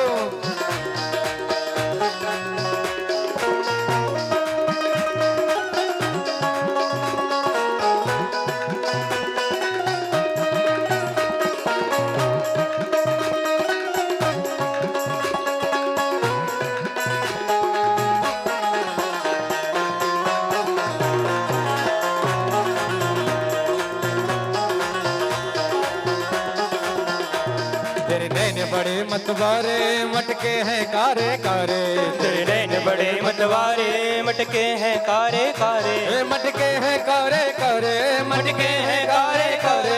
तेरे नैन बड़े मतवारे मटके हैं कारे कारे, तेरे नैन बड़े मतवारे मटके हैं कारे कारे, तेरी तिरछी से चित बनिया पे, तेरी तिरछी से चित बनिया पे बलिहार प्यारे जो, बलिहार प्यारे जो। ये मंद मंद मुस्कनिया पे, तेरी मंद मंद मुस्कनिया बलिहार प्यारे जो, बलिहार प्यारे जो, बलिहार प्यारे जो, बलिहार प्यारे जो, बलिहार प्यारे जो, बलिहार प्यारे जो। तेरे मंद मंद मुस्कनिया पे, तेरे मंद मंद मुस्कनिया पे बलिहार प्यारे जो, बलिहार प्यारे जो, बलिहार प्यारे जो, बलिहार प्यारे जो। बोल वृंदावन बिहारी लाल की। इस प्रकार श्री पितामह भीष्म ने बड़ी सुंदर स्तुति की कन्हैया की। तदुपरांत अब महाराज युधिष्ठिर को भी समझवा दिया, उपदेश दिलवा दिया। अब कन्हैया पांडवों को वहीं छोड़कर अब द्वारका की ओर प्रस्थान कर गए। द्वारका पहुंच गए कन्हैया। इधर धीरे धीरे समय बीतता गया और जिस बालक की कन्हैया ने रक्षा की थी उत्तरा के गर्भ में, उस बालक का जन्म हुआ। जब उस बालक का जन्म हुआ तो दूर दूर से खूब अच्छे अच्छे विद्वान ब्राह्मणों को बुलाया गया। ब्राह्मण आते हैं, खूब स्वस्ति वाचन का पाठ करते हैं, जात कर्म इत्यादि जो संस्कार हैं उन सबको संपन्न करवाते हैं, बालक की कुंडली बनाते हैं। और कुंडली बनाने के बाद में बताते हैं कि देखो भैया ये जो बालक है ये होगा बहुत तेजस्वी, परम प्रतापी होगा, परंतु और संपूर्ण पृथ्वी पर दिग्विजय भी कर लेगा, भारतवर्ष पर एक छत्र राज्य करेगा, परंतु एक समय ऐसा आएगा कलयुग के प्रभाव से एक ऋषि का शाप मिलेगा, पर एक संत की संगति के कारण इसको भगवत धाम की प्राप्ति होगी। इस प्रकार सब ब्राह्मणों ने उसकी कुंडली का फलादेश किया। बाद में नामकरण संस्कार की बारी आती है कि महाराज इसका क्या नाम रखा जाए। तो जो भी व्यक्ति आता उस व्यक्ति को बालक देखता, मानो परीक्षा की नजर से देख रहा है सबको। क्यों देखता? क्योंकि गर्भ में ही कन्हैया के दर्शन हो गए, और जिसको कन्हैया के दर्शन हो गए फिर वो हर जगह कन्हैया को ही ढूंढता है। तो कन्हैया को देख लिया गर्भ में ही, तो जब गर्भ से बाहर आए तब भी अब चारों तरफ कन्हैया को ही ढूंढ रहे हैं चारों ओर। बोले जिसको हमने गर्भ में देखा था वो कहाँ गया, वो कौन है, वो कैसा है, वो कहाँ है, चारों तरफ देखते हैं। तो परीक्षा लेने के कारण उस बालक का नाम रख दिया परीक्षित, परीक्षित नाम रख दिया उस बालक का। तदुपरांत धीरे धीरे समय बीता। इधर विदुर जी महाराज आते हैं और धृतराष्ट्र और गांधारी को उपदेश देते हैं। धृतराष्ट्र गांधारी सब कुछ त्याग कर अंबिका वन में जाते हैं, भगवान का भजन करते हुए प्रकृति के नियम के अनुसार अपने देह को त्याग देते हैं। जैसे और समय बीतता है तो अब क्या हुआ है कि बहुत समय बीत गया। युधिष्ठिर जी महाराज मन में विचार करते हैं, जब से कन्हैया यहाँ से गए हैं द्वारका को, तब से ना तो कन्हैया ने कोई पत्र भेजा, ना किसी दूत को भेजा, ना स्वयं मिलने आते, ना कोई खबर उनकी। तो युधिष्ठिर जी ने अर्जुन को बुलाया और अर्जुन से कहा, बोले तुम तो उनके परम सखा हो, जाकर उनसे मिल के आओ। बोले सब कुशल मंगल तो हैं, जब से गए तब से उनका पत्र इत्यादि कुछ भी नहीं आया। अर्जुन मन में विचार करके चल दिए कि कन्हैया से मिलेंगे।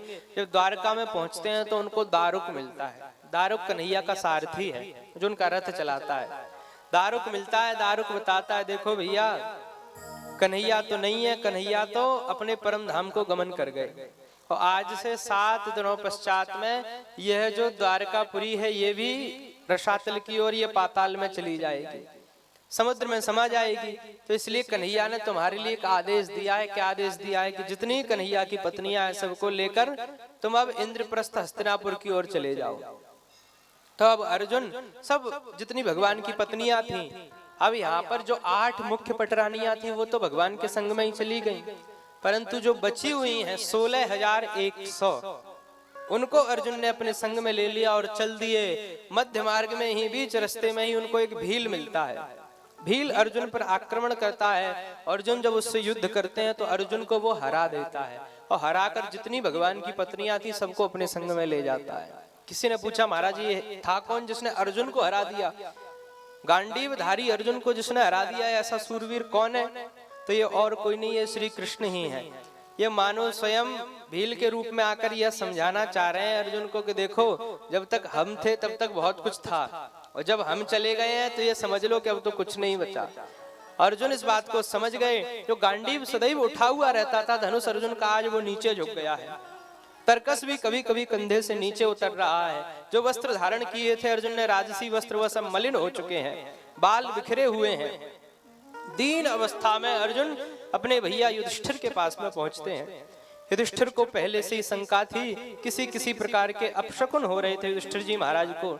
जैसे ही अर्जुन को देखा दीन अवस्था में, वैसे युधिष्ठिर जी ने कहा कि अर्जुन तुमसे ऐसा क्या हो गया है?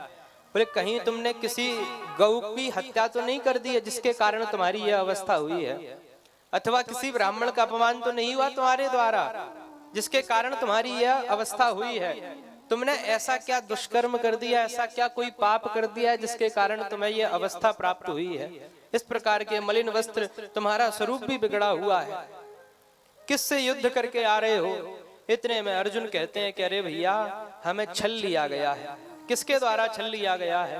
कि वंचितो हम महाराज हरिणा बंधुरूपिणा ये न मे पहृतं तेजो देव विस्मापनम महत। किसने छल लिया है? हरिणा बंधु रूपिणा, साक्षात हरि ने ही छल लिया है। बंधु रूपिणा, बंधु के रूप में हमारे पास में साक्षात हरि हमारे बंधु, हमारे सखा बन के आ गए और हम उनको पहचान नहीं पाए। इतने वर्षों तक हमारे संग में रहे और हम उनको पहचान नहीं पाए। वो साक्षात हरि थे। हम अपना मित्र, अपना सगा, अपना संबंधी, सखा समझते रहे उनको, और पता नहीं मित्र सखा समझते रहे, और उसमें हमने क्या क्या उनको बोल दिया, क्या क्या उनसे कह दिया।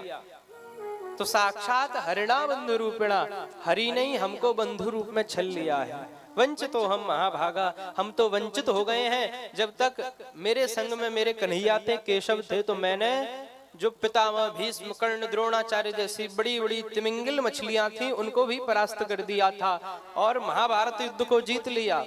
और आज मेरे संग में श्री कृष्ण नहीं है तो मुझे एक वनवासी ने, एक भील ने हरा दिया है। मैं समझ गया जब तक वो थे तब तक मेरी शक्ति थी, यदि वो नहीं है तो हमारे पास तो कुछ भी नहीं है। जैसे युधिष्ठिर जी ने सुना, युधिष्ठिर जी ने तुरंत परीक्षित जी महाराज को बुलाया, परीक्षित का राज्याभिषेक कर दिया, परीक्षित को राजा बना दिया और स्वयं ने सब कुछ त्याग दिया। सब कुछ त्याग कर अपने सब भाइयों को संग में लेकर, संग में द्रौपदी जी को लेकर एक दिशा की ओर महाप्रयाण के लिए चल दिए। चलते चलते पहले द्रौपदी, फिर नकुल, सहदेव, अर्जुन, भीम, सब ने अपना देह त्याग दिया। अंत तक स्वयं युधिष्ठिर जी धर्मराज की नगरी तक पहुंचे। इस प्रकार सम पांडवों ने अपना देह त्याग कर दिया और सब देह को त्याग कर यहीं पर अपरम पद को प्राप्त हो गए। अब राजा परीक्षित भारतवर्ष के राजा हैं इस समय पर, क्योंकि जो पांडव हैं वो तो सब छोड़ के जा चुके हैं। तो इस समय जो राजा हैं भारत के, वो राजा परीक्षित हैं। तो राजा परीक्षित बड़े तेजस्वी तपस्वी राजा हैं। संपूर्ण भारतवर्ष पर दिग्विजय कर रखी है। जहां जहां तक दिशाएं जाती हैं वहां वहां तक इनका राज्य फैला हुआ है। एक दिन राजा परीक्षित अपने राज्य में भ्रमण करने हेतु निकलते हैं और भ्रमण कर रहे हैं। उसी समय एक आश्चर्यमय दृश्य देखा। क्या दृश्य देखा कि देखते हैं कि एक बैल एक गाय से वार्तालाप कर रहा है, बातें कर रहा है, और गाय से बातें करते हुए कह रहा है कि अरे धरा, बोले तुम तो अब बहुत दीन दुखी हो गई हो। जब से कन्हैया का यहाँ से जाना हुआ है तब से तुम बड़ी पीड़ित हो गई हो।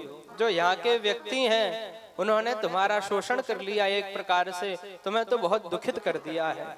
इतने में ही वो गाय उस वृषभ से, उस बैल से कहती है कि अरे आप मेरी समस्याओं को देख रहे हैं, मुझे सांत्वना प्रदान कर रहे हैं, परंतु आप तो स्वयं, आपकी अवस्था है वो भंग हो गई है। सतयुग में आपके 4 चरण थे, परंतु अब तो आपका केवल एक ही चरण रह गया है। आप भी परम दुखी हैं। अब तो कोई यहाँ पर सत्यवादी नहीं रहा है। अब तो कोई यहाँ पर पवित्रता का पालन करने वाला नहीं रहा है, कोई धर्म का आचरण करने वाला नहीं रहा है। कुछ लोग दया अथवा दान करने वाले रह गए, जिसके कारण आपका एक पैर बचा हुआ है। जैसे ये बातें राजा परीक्षित ने सुनी तो राजा परीक्षित समझ गए कि हो ना हो ये जो गाय रूप में ये पृथ्वी है, ये जो बैल रूप में, वृषभ रूप में ये साक्षात धर्मराज हैं, क्योंकि ऐसी बातें तो धर्म ही कर सकते हैं। तुरंत पहचान गए और जैसे ही समीप में जाना चाहते हैं तो देखते हैं कि पीछे से काला पुरुष उनको डंडा मारते हुए भगा के ला रहा है, उनको मार रहा है। जैसे उस पुरुष को देखा, काले पुरुष को, वैसे ही तुरंत पहचान गए कि हो ना हो ये तो कलयुग है।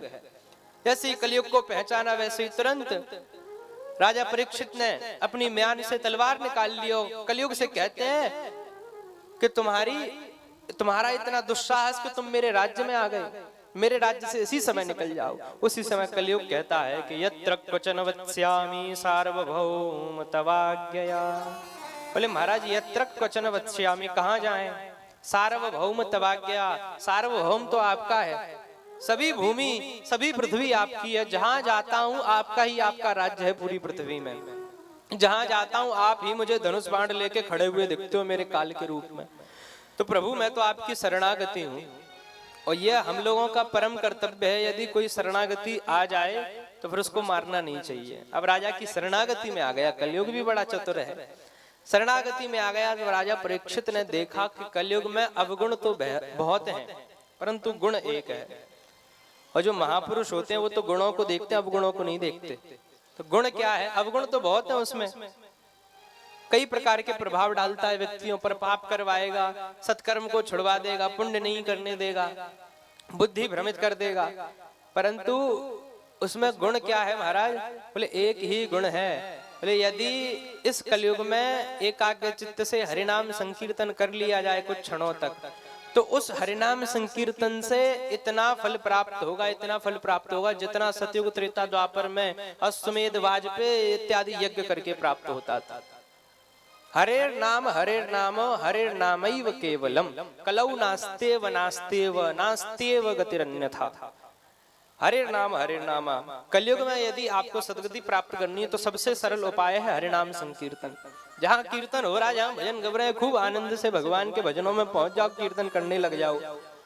उस कीर्तन के माध्यम से ही जो फल आपको प्राप्त होगा, सतयुग त्रेता द्वापर में बड़े बड़े लोगों को वाजपेयी अश्वमेध राजसूय यज्ञ करके वो फल प्राप्त होते थे, वो आज हमें कलयुग में केवल संकीर्तन से फल प्राप्त हो जाएगा।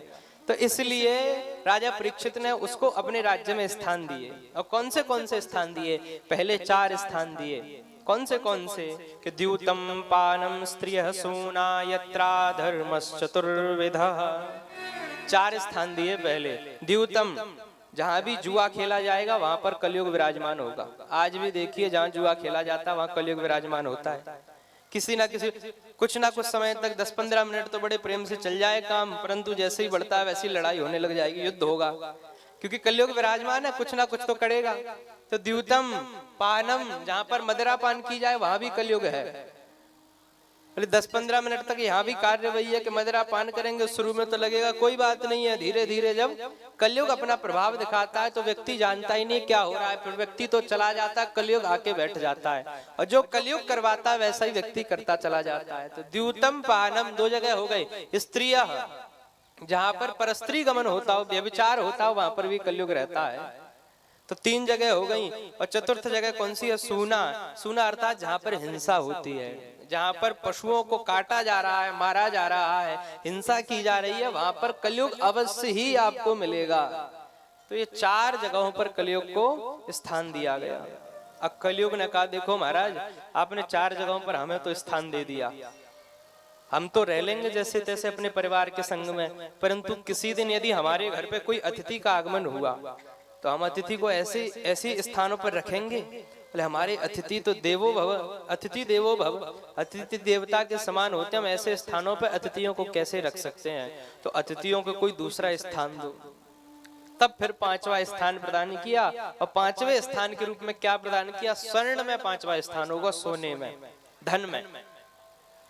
अब किसी ने पूछा कि भैया गीता जी में भगवान कह रहे हैं धातु नाम कांचनोस्मि, कि हम धातुओं में स्वर्ण है, तो जहां पर भगवान बैठे हो वहां पर कलयुग कैसे आ जाएगा? जब स्वर्ण में तो भगवान पहले से ही विराजमान है, तो जहां पहले से भगवान बैठे हैं वहां कलयुग कैसे बैठ जाएगा? तो इसमें भी बता दिया है कि देखो, जो ईमानदारी से जो कर्म करके कमाया जा रहा धन है, जो स्वर्ण है, उसमें कलयुग नहीं बैठता, उसमें तो भगवान का ही निवास रहेगा। परंतु जो किसी गलत काम के द्वारा किसी की हिंसा करके कमाया जा रहा है, किसी को सता के, किसी को पीड़ा देके जो धन कमाया जा रहा है, उस धन में आकर कलयुग का वास हो जाता है। तो इस प्रकार कलयुग को 5 स्थान प्राप्त करवा दिए। 5 स्थानों में कलयुग बैठ गया है। एक दिन की बात है, राजा परीक्षित शिकार खेलने के लिए जाते हैं वन में।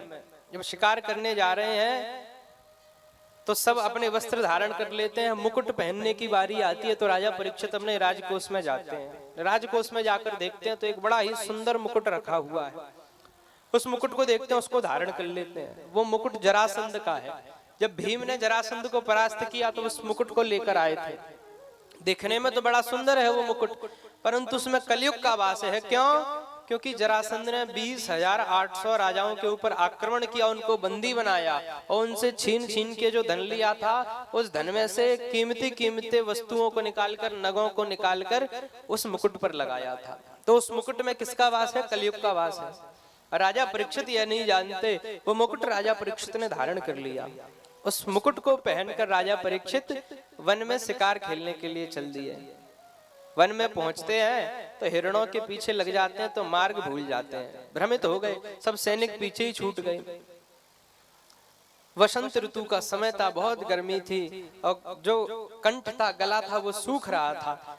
तो देखते हैं कि आसपास में कहीं जल मिल जाए। समीप में ही देखते हैं कि समीक ऋषि का आश्रम है। उस आश्रम के भीतर जाते हैं, पहले तो पुकारते हैं भैया कोई है क्या? जब कोई नहीं सुनता है तो भीतर जाते हैं, देखते हैं कि समीक ऋषि समाधि में बैठे हुए हैं।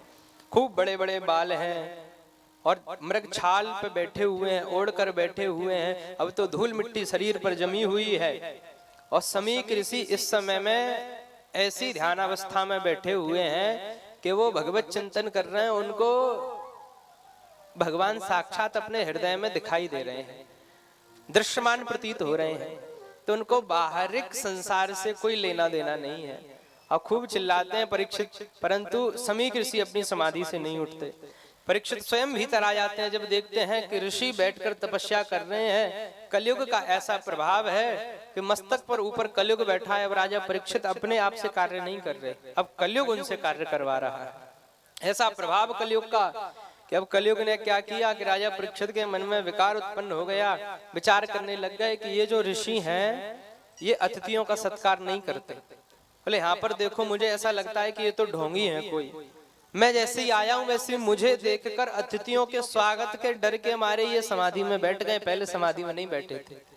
ऐसा मन में विचार आ गया और पाखंडी समझ लिया उन ऋषि को। और वहीं पर एक मृत सर्प पड़ा हुआ था, मरा हुआ सांप, उसको अपने बाण से उठाया और अपने बाण से उठाकर उसको उनके गले में डाल दिया और गले में डालकर वहां से चले गए। वहां से चले गए। समीक ऋषि के पुत्र हैं श्रृंगी ऋषि, हैं तो भी बालक ही परंतु बहुत तेजस्वी हैं। जो तपोबल है उनमें बाल्यकाल से ही दिखाई पड़ता है। जैसे ही उन्होंने अपने पिताजी के गले में मरे हुए सर्प को देखा वैसे ही समझ तो गई किसने डाला है। अति क्रोधित हो गए, बहुत क्रोध हो गया। अभी बाल्यावस्था है तो क्रोध स्वाभाविक है, हट भी हो जाती है। तो क्रोध आ गया श्रृंगी ऋषि को। वो क्रोध में आकर विचार करने लग गए, कहने लग गए कि कृष्णे गते भगवती शास्त्र युत पथगामिनाम। जब से भगवान श्री कृष्ण का यहाँ से जाना हुआ है तब से शास्त्र युत पथगामिनाम, जो सही पथ पर चलने वाले राजा थे वो भी अब विमुख पथ पर चलने लग गए। अपने कर्तव्य को भूल गए हैं, अपने कर्मों को नहीं कर रहे हैं, अब वो दुष्कर्म करने लग गए हैं। तो इसलिए ये जिस राजा ने कार्य किया है मैं उसको ये श्राप देता हूँ। क्या श्राप देता हूँ कि इति लंघित मर्यादम तक्षका सप्तमे हनि दंक्षति स्म कुलांगारम मुदितो में ततद्रुहम। श्राप दे दिया कि इति लंघित मर्यादम, जिसने भी इस मर्यादा का उल्लंघन किया है तक्षका सप्तमे हनि, आज से 7वें दिन तक्षक सर्प आकर उसको डस लेगा। श्राप दे दिया। जैसे ही श्राप दिया वैसे ही समीक ऋषि की समाधि टूटी। समीक ऋषि जैसे ही उठे वैसे ही शिष्यों ने संपूर्ण वृत्तांत बताया कि गुरुदेव ऐसी ऐसी बात है। समीक ऋषि मन ही मन में विचार करने लग गए।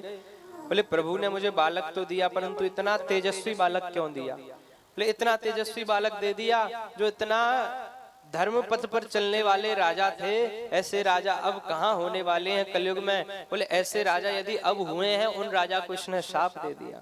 धर्म पथ पर चलने वाले राजा थे। तो बहुत मन ही मन में खेद मनाने लग गए। समीक ऋषि तो त्रिकालदर्शी हैं, सब समझ गए कि कलयुग का प्रभाव था।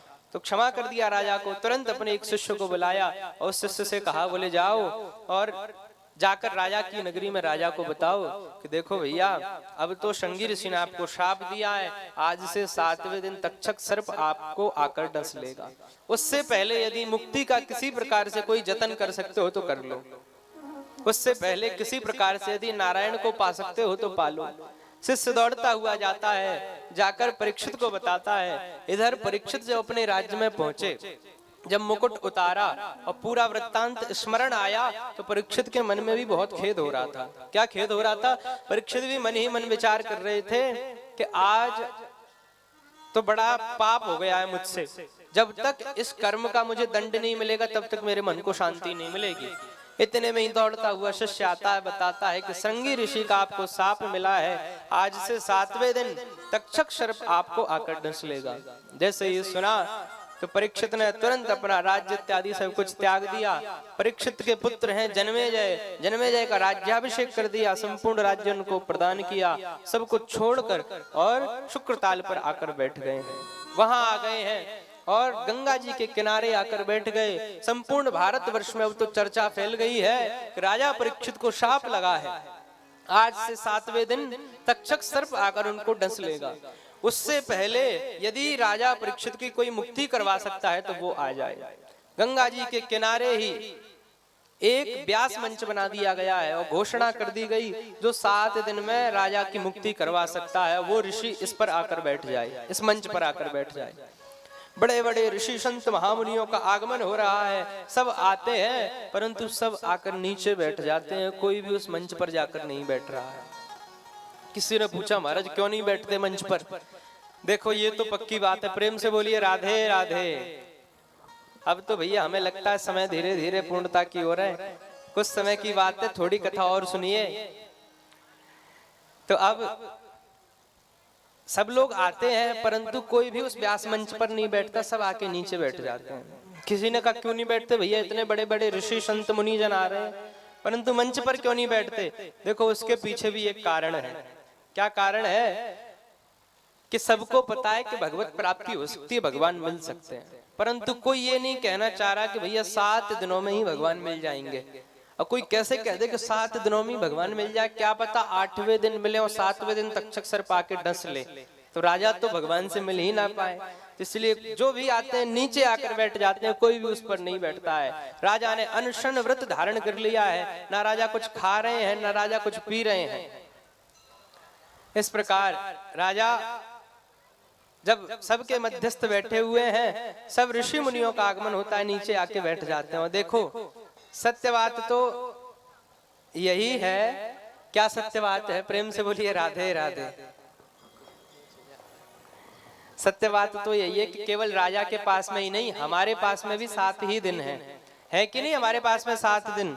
हमें लगता होगा हमारे पास में बहुत समय है, परंतु क्षण भंगुर जीवन की कल का कल, प्रातः को जान खिली न खिली, मलयाचल शीतल मंद सुगंध, समीर भी जाने चली न चली, कल काल कुठार लिए फिरता तन नम्र, पचोट झिली न झिली, रट ले हरिनाम अरी रसना, अंत समय में तू हिली न हिली।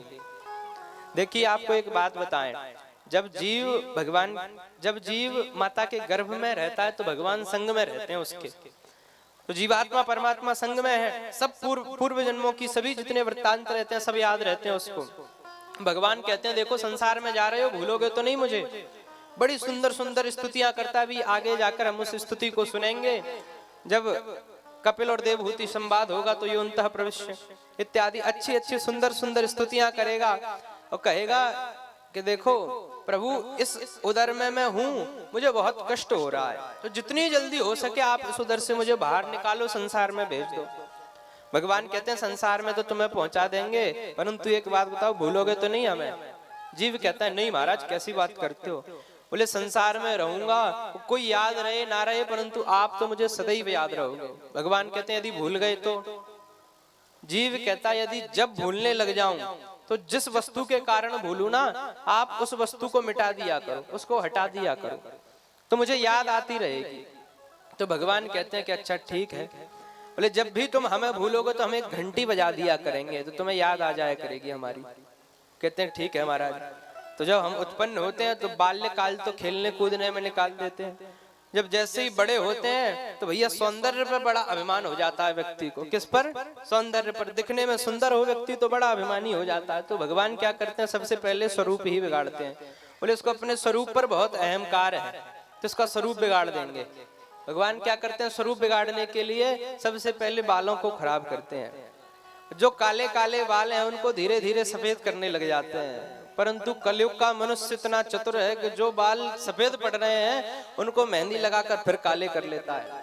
तो भगवान ने एक घंटी बजाई, परंतु व्यक्ति इतना चतुर होगा, बोले प्रभु आज तो आपसे कंपटीशन चलेगा हमारा, जो आप करोगे उससे अच्छा हम करेंगे।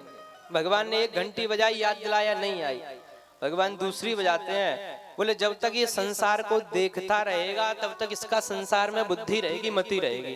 तो क्या करें? बोले इसका दिखना कम हो जाएगा। जब इसको दिखेगा ही नहीं, कम दिखेगा, तो फिर भगवान का भजन तो करेगा ही। दिखना कम हो जाता है।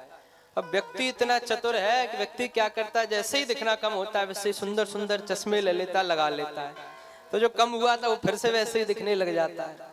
अब भगवान ने 2 घंटी बजा दी। और तीसरी में भगवान कहते हैं कि इसको भैया जब तक खान पान इसका चल रहा है तब तक खाता पीता, खूब स्वादिष्ट स्वादिष्ट भोजन, और ये बढ़िया आराम से विश्राम करता है, ये भजन से लेना देना नहीं रखता। खान पीन इसका बंद करवाना पड़ेगा। तो भगवान तीसरी घंटी बजाते हैं। क्या घंटी बजाते हैं? तो जो सुंदर सुंदर दांत हैं वो वृद्धावस्था में आके सब धीरे धीरे हट जाते हैं, बचते नहीं है। परंतु इतना चतुर व्यक्ति वो कहता भगवान बोले ओरिजिनल वाले यदि जो है हमारे टूट जाएंगे तो हम नकली वाले लगा लेंगे। तो दांत भी नकली वाले लगा लेता है। तो भगवान भी थक हार के कहते हैं भैया घंटी बजाते बजाते बहुत समय हो गया, अब तो घंटा ही बजा देते हैं। और एक बार में भगवान जैसे याद करते हैं तो फिर वही चक्कर चालू हो जाता है। पुनरपि जन्मम पुनरपि मरणम पुनरपि जननी जठरे शयनम। फिर व्यक्ति जन्म लेता है, फिर मरता है, फिर माता के गर्भ में आता है, फिर जन्म लेता है। देखिए ये परिक्रमा सदैव चलती रहेगी। और कब तक चलती रहेगी? जब तक आप भगवान की परिक्रमा नहीं लगा लोगे तब तक ये वाली परिक्रमा चलती रहेगी। यदि आपने भगवान की परिक्रमा लगा ली तो फिर ये जो जन्म मरण का चक्कर है, ये वाली जो परिक्रमा है ये आपकी बंद हो जाएगी। प्रेम से बोलिए राधे राधे।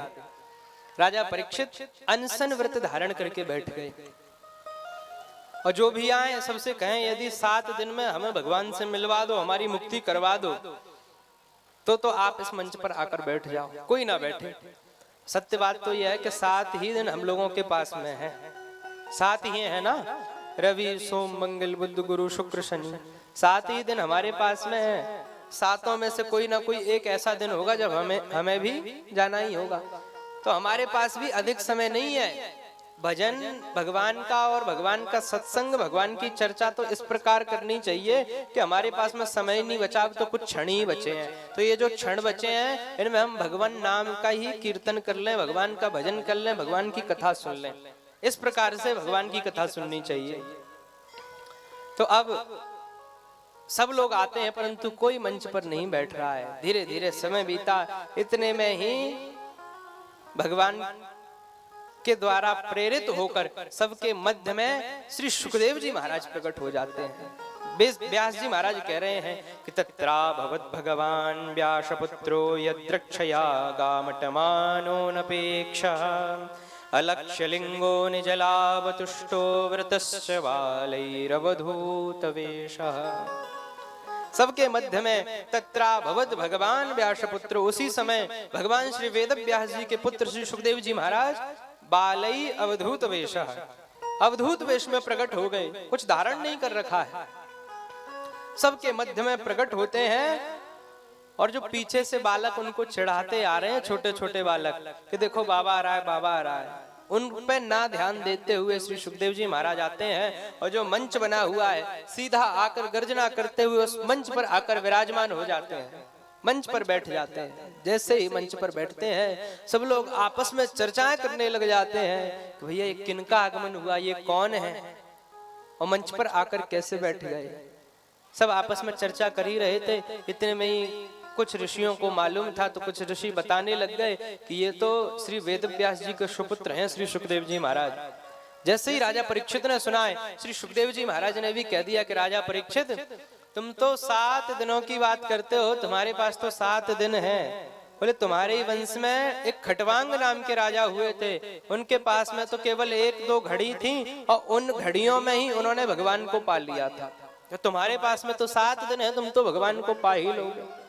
जैसे ही गर्जना करते हुए श्री सुखदेव जी महाराज ने इस प्रकार के शब्द कहे, वैसे ही राजा परीक्षित ने तो अपनी बातें ही बदल दी। और बातें बदलते हुए राजा परीक्षित कहने लगे कि अतः पृच्छामि संसिद्धिं योगिनां परमं गुरुं पुरुषश्रेह यत्कार्यं म्रियमाणस्य सर्वथा।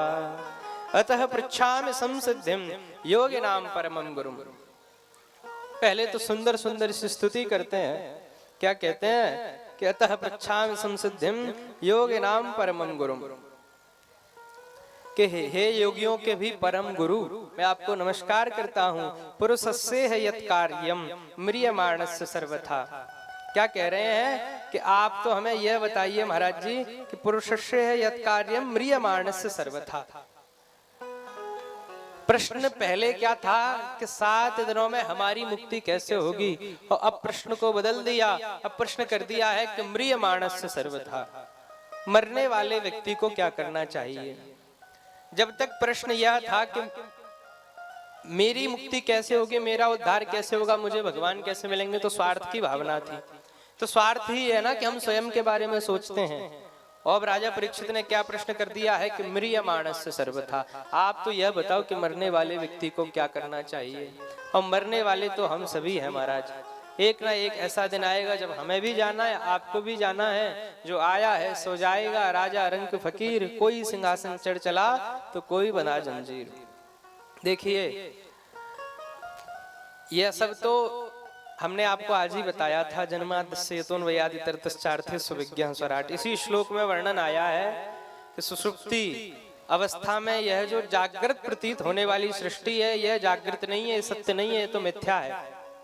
हम कितना भी इसमें कर लें, कितना भी धन अर्जित कर लें, लेके जाने वाला तो कोई नहीं है महाराज। एक समय की बात है, एक राजा थे, एक राज्य पर आक्रमण करके और दूसरे राज्य पर आक्रमण करने जाने लगे।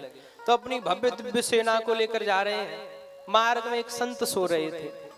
संत सो रहे थे तो सैनिक आते कहते, बोले हटो भैया यहाँ से। बोले हमारे राजा आने वाले हैं, सेना निकलेगी, यहाँ से तुम हटो। वो कहते हैं क्यों भैया, कौन है तुम्हारे राजा? बोले अरे आप उनको नहीं जानते, बहुत बड़े राजा हैं। बोले अच्छा, यदि वो तुम्हारे राजा हैं तो उनसे जाकर बोल दो कि महाराज आगे सो रहे हैं, महाराजा आगे सो रहे हैं। तो राजा के आने से महाराजा तो उठने वाला है नहीं, तो जाके उनसे बोल दो कि वो राजा हैं तो हम महाराजा हैं। जाकर सैनिक ने बताया, बोले भैया महाराज वो तो ये कहते हैं कि यदि आप राजा हैं तो वो महाराजा उठने वाले नहीं है। तो स्वयं राजा उतर के आते हैं, पूछते हैं कि अरे क्या समस्या भैया आपकी, क्यों नहीं हटते? तो कहते हो क्योंकि मैं तो आपसे भी बड़ा महाराजा हूँ। उसने पूछा कैसे हो? तो वो बता रहा है कि एक बात बताओ, आप कहाँ जा रहे हो? वो कहता हम आक्रमण करने जा रहे हैं। बोले आक्रमण करोगे, क्या करोगे? बोले जीत जाएंगे, धन मिलेगा खूब। बोले धन का क्या करोगे? बोले धन मिलेगा, फिर हमारी राज्य की सीमाएं भी बढ़ जाएंगी, फिर आनंद से जीवन को काटेंगे, भगवान नाम जपेंगे, भगवान का भजन करेंगे, आराम से रहेंगे। तो कहता है तुम इतना सब कुछ करने के बाद में भगवान का भजन करोगे, भगवान की कथाएं सुनोगे। हम तो कुछ ना करते हुए देखो भगवान का भजन कर रहे हैं, भगवान की कथाएं सुन रहे हैं। फिर कहते हैं कि चाह गई चिंता गई मनवा वे परवाह, और जिसको कछु न चाहिए सो ही है सहंसा। जिस दिन हृदय में से चाह चली जाएगी, उस दिन चिंता चली जाएगी, और जिसको कुछ नहीं चाहिए वो व्यक्ति सच में राजा हो जाएगा, सत्य में उसको अपने जीवन का लाभ प्राप्त हो जाएगा। जिसको कछु न चाहिए सो ही है सहंसा। आगे हम देखेंगे कि आशा ही परमम दुखम नैराश्यम परमम सुखम, कि आशा भी परम दुख का कारण है। देखो हम लोग जो है वो आशा लगा के बैठ जाते हैं सांसारिक लोगों से। जब तक संसार से आशा लगाएंगे तब तक तो दुख ही प्राप्त होंगे। तो संसार से निराशा लगाइए और भगवान से आशा लगाइए। इस प्रकार श्री सुखदेव जी महाराज का आगमन हुआ है और सुखदेव जी आए। राजा परीक्षित ने प्रश्न किया है कि महाराज म्रियमाणस्य सर्वथा। इस प्रकार द्वितीय दिवस की कथा आज संपन्नता की ओर, और अब कल की कथा में हम श्रवण करेंगे कि श्री सुखदेव जी महाराज ने राजा परीक्षित के प्रश्न का क्या उत्तर दिया है।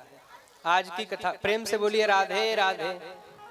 देख कथा को आप लोग, कभी कभी ऐसा हो जाता है हम बोलते रहते हैं, कथा सुनते सुनते व्यक्ति जब ज्यादा कथा हो जाती है तो कथा सुनना बंद करता है, फिर हमें अपनी व्यथा सुनाता है। तो कुछ लोग अभी व्यथा सुनाने लग गए हैं। अभी तो कुछ बात नहीं है। देखो भैया अभी 3 दिन की जो कथा है प्रारंभ की, तो वो थोड़ी नीरस कथा है। उसमें संसार का वर्णन ज्यादा है, भगवान का कम वर्णन है। परंतु चतुर्थ दिन से ऐसी कथा आएगी कि केवल भगवत वर्णन, भगवत चिंतन ही मिलेगा आपको, खूब आनंद आएगा। तो आइए द्वितीय दिवस के कथा की समापन की ओर बढ़ते हैं। कुछ समय के लिए हरिनाम संकीर्तन, भगवान के भजनों का आनंद लेंगे, तदुपरांत भागवत भगवान की आरती की ओर बढ़ेंगे।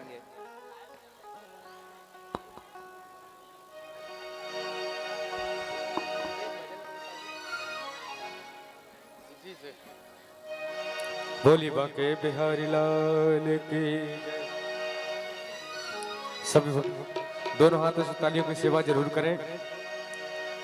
जहां विराजे राधे रानी, जहां विराजे राधे रानी, अलबेली सरकार सबरिया, सबरिया ले चल परली पार, सबरिया ले चल परली पार, सबरिया ले चल परली पार।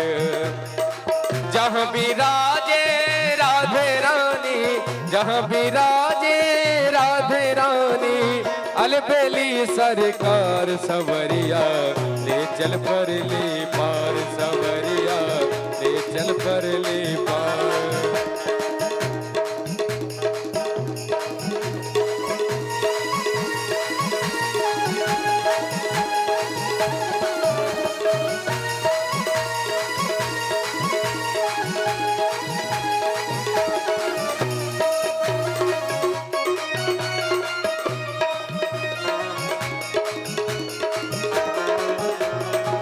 गुण अब गुण सब तेरे अर्पण, गुण अब गुण सब तेरे अर्पण।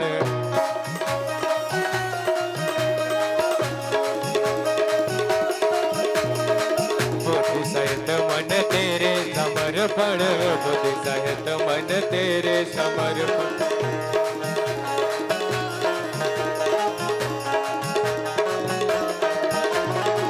मैं तेरे चरणों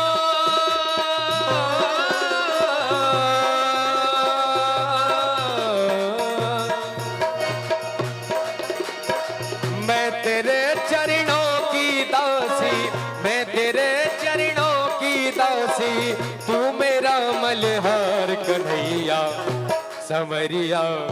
कन्हैया ले चल परले पार, कन्हैया ले चल परले पार। जय हो।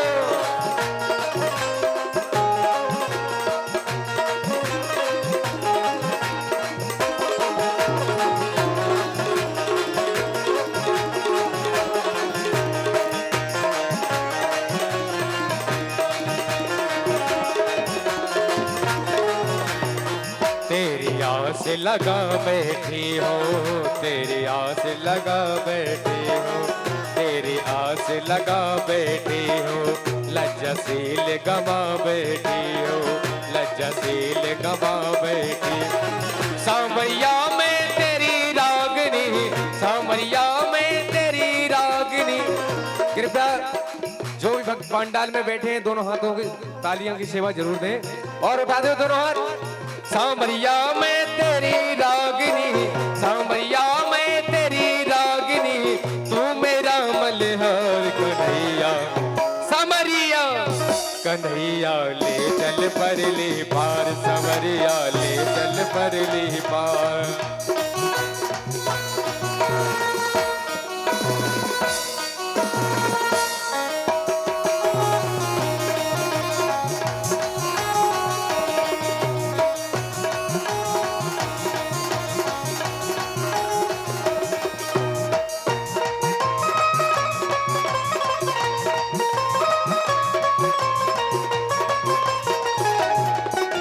जय हो।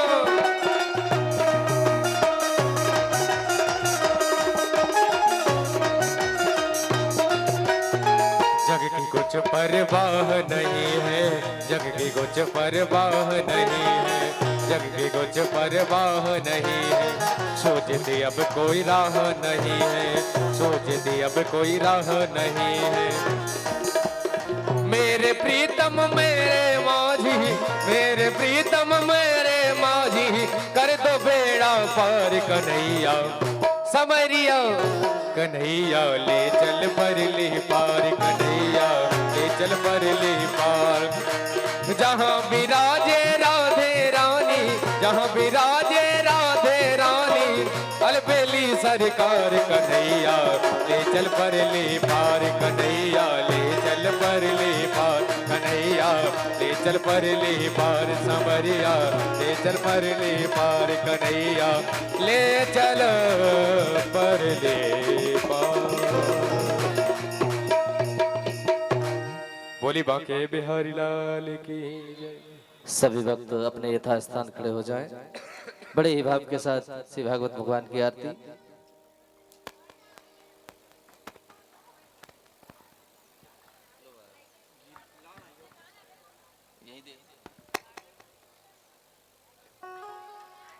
हरिः ओम ज्वालामालिन्ये नमः रत्नेश्वरे नमः सर्वोपचारार्तिगन्धाक्षतपुष्पाणि समर्पयामि। हरिः ओम चन्द्रमा मनसो जातचक्षुः सूर्यो अजायत श्रोत्राद्वायुश्च प्राणश्च मोकादग्निरजायत।